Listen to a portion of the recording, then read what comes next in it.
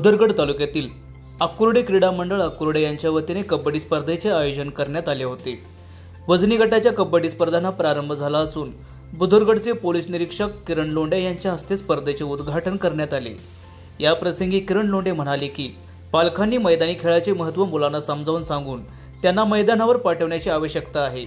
तर कार्यक्रमाच्या वेळी भाजपचे जिल्हाध्यक्ष नाथाजी पाटील हे प्रमुख उपस्थित होते। यावेळी बोलताना भाजपचे जिल्हाध्यक्ष नाथाजी पाटील म्हणाले, अकुर्डे गावामध्ये गेल्या 50 वर्षांपासून कबड्डी खेळाची परंपरा असून इथल्या मातीतले अनेक खेळाडू हे राज्य आणि राष्ट्रीय पातळीवरती चमकलेले आहेत। या स्पर्धेत 35 किलो गटाखालील 20 संघाने तर 70 किलो वजनी गटाखालील 20 संघांनी सहभाग घेतलेला आहे।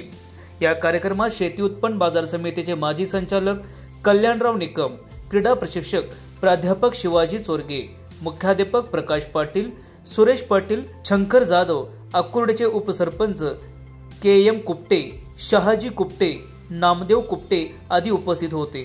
भुदरगड प्रतिनिधी प्रकाश खतकर।